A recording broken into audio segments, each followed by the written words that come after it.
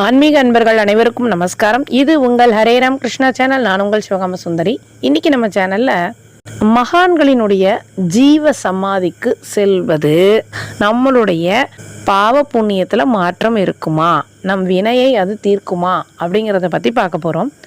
அதாவது பல்வேறு ஜீவ சமாதிகளுக்கு நம்ம புனித பயணம் போகிறோம், ஜீவ சமாதிகளுக்கு போய் வழிபடுறோம், அங்கே தியான நிலையில் அமர்ந்து தியானித்து வருகிறோம். இதெல்லாம் எதுக்கு?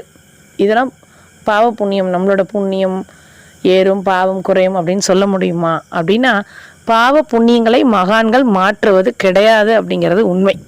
ஆனால் நம்மளுடைய வினையை அனுபவிக்கக்கூடிய முறையை மாற்றி அமைக்கும். ஒருத்தர் ஒரு 6000 ரூபாய்க்கு சில்லறையாக வச்சுருக்காரு, மூட்டை மூட்டையாக காசு வச்சுருக்காரு, எங்கே போனாலும் அதை தூக்கிட்டு போகிறார். அது மாதிரி தான் நம்மளுடைய வாழ்க்கையில் நம்ம மக்கள் அனைவரும் நம்ம வினையை நம்ம அவ்வளோ சுமந்துட்டு போகிறோம். அவ்வளோ கர்ம வினை இருக்குது. அதே ஜீவ சமாதிக்கு போகிறதுனால அது எப்படி மாறும் அப்படின்னா, அந்த கர்ம வினையினுடைய மதிப்பு கொஞ்சமும் மாறாது, ஆனால் சுமை குறையும். எப்படி? யாராவது அவர் படுற பாட்டை பார்த்துட்டு அந்த மூட்டையெல்லாம் வாங்கிக்கிட்டு சில்லறைக்கு பதிலாக 2000 நோட்டுகளாக 3 நோட்டு கொடுத்தா அந்த மூட்டையை தூக்குற சுமை எப்படி இருக்கும்? 3 காகிதம் அந்த நோட்டுகளை தூக்குறது எப்படி இருக்கும் சுமை? அந்த மாதிரி ஒரு வித்தியாசம் இருக்கும் நம்மளுடைய கர்ம வினைகளை நாம் சுமக்கிறது அப்படிங்கிறது. இந்த ஜீவசமாதிக்கு போயிட்டு வந்ததுக்கப்புறம் மதிப்பு ஒன்று தான். ஒரு ரூபா நாணயமாக இருந்தாலும் அதனுடைய மதிப்பு 6000 தான். 3 தாள்களாக இருந்தாலும் அதனுடைய மதிப்பு 6000 தான்.